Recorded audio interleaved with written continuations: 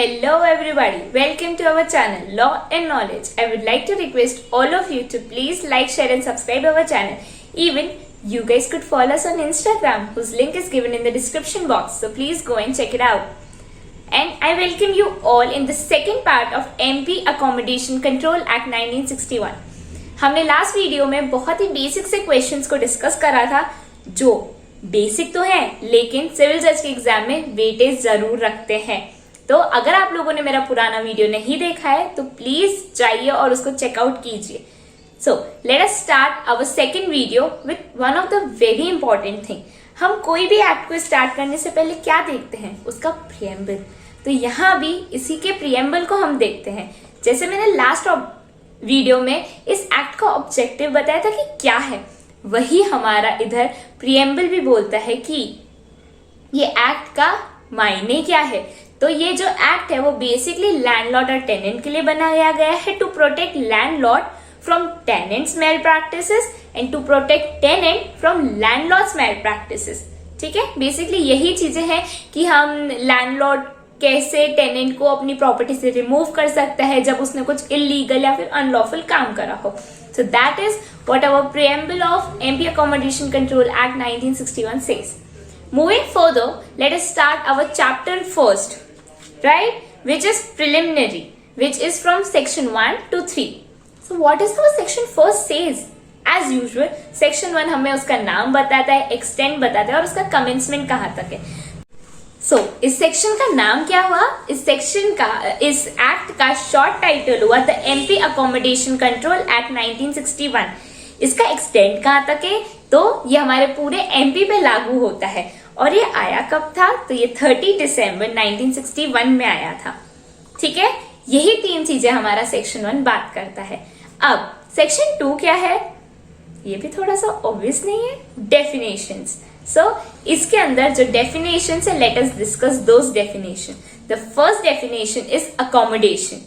देखो, इसमें ये अकोमोडेशन बहुत इंपॉर्टेंट है बिकॉज सीजे में पूछा जाता है कि कौन कौन सी चीजें अकोमोडेशन में इंक्लूडेड है। सो let us see the definition of it and the heads in it. So accommodation is any building, कोई भी पार्ट ऑफ द बिल्डिंग, भले वो रेसिडेंशियल हो, नॉन रेसिडेंशियल हो, ठीक है, या कोई भी लैंड जो एग्रीकल्चर पर्पस के लिए ना हो, ठीक है, या फिर गार्डन्स या फिर गैरेज, कोई भी furniture supplied by the landlord, या कोई भी ऐसा फर्नीचर जो लैंडलॉर्ड ने प्रोवाइड करा है टेनेंट को, वो इसकी डेफिनेशन में आएगा अकोमोडेशन की। तो क्या क्या था इसके अंदर? Any building, any part of the building, whether residential और नॉन रेसिडेंशियल, गार्डन, गैरेजेस, कोई भी लैंडलॉर्ड ने हमें चीजें प्रोवाइड करी हो, और कोई भी लैंड जो एग्रीकल्चर पर्पस के लिए ना हो। ठीक है, नेक्स्ट इसके अंदर आती है लैंडलॉर्ड। लैंडलॉर्ड इसके बी वाले में दी गई है, 2B में हमें लैंडलॉर्ड का पता चलता है। और लैंडलॉर्ड क्या होना होता है? Any person who is entitled to receive rent of accommodation, not compulsory. कोई भी ऐसा इंसान जिसको रेंट मिल रहा है उस अकोमोडेशन का। लेकिन देखो, यहाँ पे कई बार ऐसा होता है ना कि अगर हमने कोई घर रेंट पे दिया है तो कई बार पापा उसके ओनर है, लेकिन कई बार पापा अपने बच्चों को बोल देते हैं कि जाओ रेंट कलेक्ट करके आ जाना। तो अगर सपोज आज मैं रेंट कलेक्ट करने जा रही हूँ तो क्या मैं उस घर की ओनर हूँ क्या? नहीं ना, ओनर तो अल्टीमेटली मेरे डैड है। तो सेम इस केस में भी कि जो लैंडलॉर्ड होता है उसको वो क्या मिल रहा है? उसको रेंट मिल रहा है। तो जरूरी नहीं है कि वो उसका ओनर हो उस घर का। ठीक है, कोई भी हो सकता है, वो तो ट्रस्टी भी हो सकता है, गार्जियन भी हो सकता है, फैमिली मेंबर भी हो सकता है। ठीक है, नेक्स्ट सी, लॉफुल इंक्रीज। अब देखो, लॉफुल इंक्रीज क्या होता है? जब हम रेंट को इंक्रीज करते हैं एज पर हमारा जो एक्ट हमें परमिट करता है। गाइज, इतना डिटेलिंग में इसकी नहीं पढ़ रही हूँ बिकॉज इसका छोटा छोटा सा मीनिंग है, पर जबरन लैंग्वेज में घुसेंगे इससे बेटर मैं आपको जस्ट उस चीज का समझा दूं। ठीक है, तो लॉफुल इंक्रीज क्या हुआ? रेंट को इंक्रीज करना उतने ही लिमिट किया जितना हमारे एक्ट ने हमें अलाउ करा है, हमें परमिट करा है। ठीक है, नेक्स्ट आता है लीज। अब लीज की डेफिनेशन बहुत सिंपल है कि इसमें सब लीज को भी इंक्लूड करा गया है। अब आता है member of the family. This is again important और ये ई में दी गई है, 2E में दिया गया है मेंबर्स ऑफ फैमिली। ठीक है, अब देखो इसमें क्या होता है, the section of it says in the case of any person, the spouse, son, unmarried daughter, father, grandfather, mother, grandmother, brother, unmarried sister, parental uncle, parental uncles wife और widow. अब आप देख रहे हैं यहाँ पे कितने सारे लोग हैं, तो ये सब फैमिली के मेंबर्स में काउंट होंगे। ठीक है, let's moving further. Rent control authority. अब रेंट कंट्रोल अथॉरिटी क्या होता है, ये एफ में दी गई है, और कोई भी ऑफिसर जो अपॉइंट हो रहा है हमारे सेक्शन 28 के इसी एक्ट के अंदर, उसको हम बोलेंगे रेंट कंट्रोल अथॉरिटी। हम आगे जाके पढ़ेंगे कि सेक्शन 28 क्या बोलता है। नेक्स्ट आता है रिपील्ड एक्ट। अब रिपील्ड एक्ट मतलब इसके पहले जो एक्ट था वो रिपील हो चुका है, तो वो जो एक्ट है 1955 वाला वो रिपील्ड एक्ट में आएगा। ठीक है, मूविंग फर्दर। अब स्टैंडर्ड रेंट क्या होता है, ये जो है ये सबसे इंपॉर्टेंट चीज है। ये हम लोग आगे जाके सेक्शन 7 में भी पढ़ेंगे कि स्टैंडर्ड रेंट क्या होता है। तो standard rent in relation to any accommodation means standard rent which is referred to the section 7 where the standard rent has been increased under section 8. Such increased rent is standard rent. तो जो standard rent है वो हम आगे जाके section 7 में पढ़ेंगे, और जब उसी स्टैंडर्ड रेंट को हम इंक्रीज कर सकते हैं तो वो हमें बताएगा हमारा section 8. Moving further, who is tenant? So under 2I the tenant is defined कि कोई भी पर्सन जिसको रेंट पे करना पड़ रहा है उस अकोमोडेशन का, जो वहां रह रहा है वो पे करना पड़ रहा है उसको लैंडलॉर्ड को, तो वो इंसान होता है टेनेंट जिसके पोजेशन में हमारा अकोमोडेशन है. Are we clear about it? Moving further, this was the section 2. Okay, have you got what does the section 2 said? Now moving further to our section 3. What does the section 3 says? That act not to apply to certain accommodations. ऐसी कौन कौन सी चीजें हैं जिन पे accommodation की जिस पे ये एक्ट लागू नहीं होता है?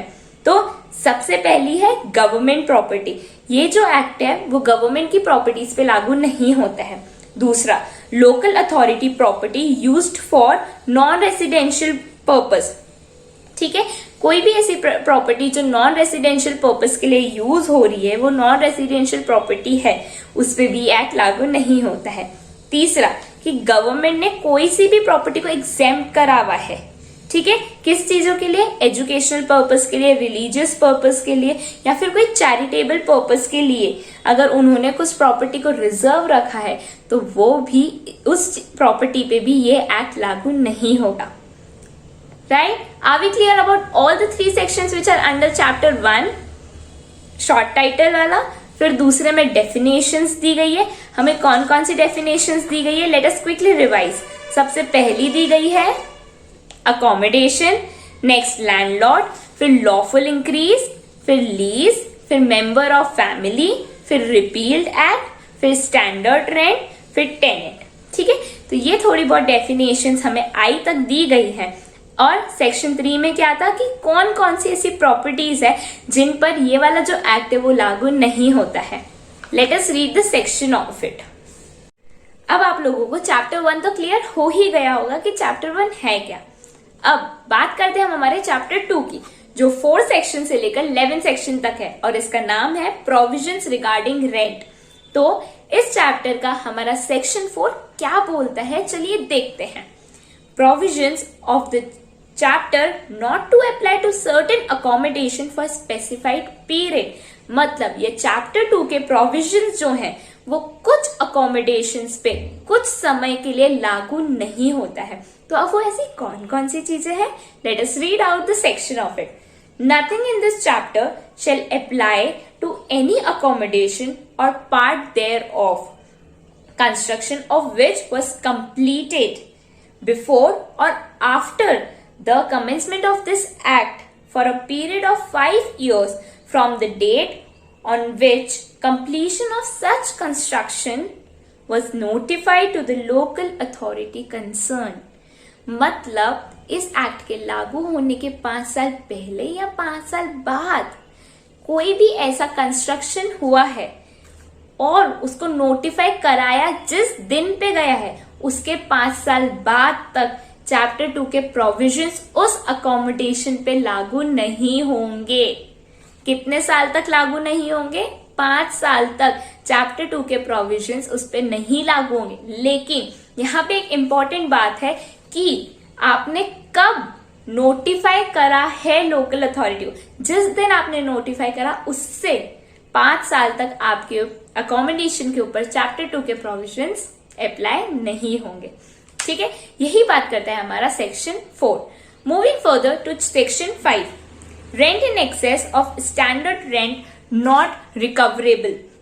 अब सेक्शन 5 जो है वो ये बोलता है कि हमें स्टैंडर्ड रेंट ही पे करना है।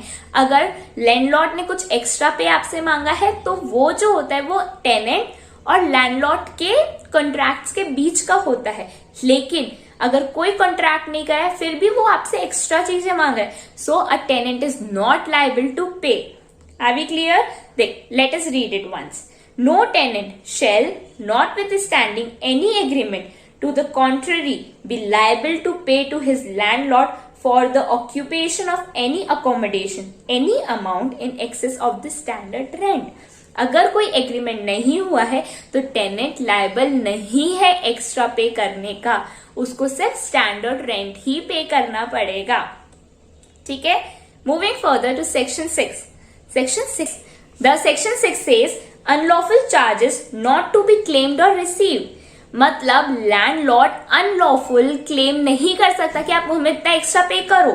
Right, let's read this statement of it. No person shall claim और receive any rent in excess of the standard rent notwithstanding any agreement to the contrary। See basically जो 5 और सेक्शन 6 है उनका basic मतलब same है, लेकिन 6 में थोड़े बहुत और एडअप्स हुए हैं। यहाँ पे भी वो यही बोल रहा है कि आप एक्स्ट्रा क्लेम नहीं कर सकते उसे, जितना स्टैंडर्ड रेंट है वही पे होगा। लेकिन अगर लैंडलॉर्ड को 1 महीने का एडवांस मांगना हो टेनेंट से तो वो कैसे मांगेगा? तो रेंट कंट्रोल अथॉरिटी से लैंडलॉर्ड को परमिशन लेनी पड़ेगी कि मैं 1 महीने का एक्स्ट्रा रेंट ले लूं, तब जाकर वो एक्स्ट्रा रेंट 1 महीने का वो एडवांस रेंट ले पाएगा अपने टेनेंट से। ठीक है, लेकिन इसमें एक और चीज है कि अगर टेनेंट आगे होकर ये बोले कि आप जो आपका घर कंस्ट्रक्ट करो उसमें मैं आपको फाइनेंस करना चाहता हूं, लेकिन बशर्त एक ही रहेगी कि बनने के बाद आप मुझे वो रेंट पे दे देना वो अकोमोडेशन, तो इस केस में जो लैंडलॉर्ड है वो पैसा ले लेगा टेनेंट से और उसको एज अ एडवांस रेंट करके अपने पास रखेगा, और जो टेनेंट है वो उतना ही पे करेगा जितना वो 5 साल में उसका पे हो जाए, पे ऑफ हो जाए। ठीक है, बस यही डिफरेंस है सेक्शन 5 और सेक्शन 6 में। So, are we clear about all the sections which we have covered in this video? It's section 1, section 2, section 3 from the chapter 1, and from the chapter 2 we have covered section 4, section 5 and section 6.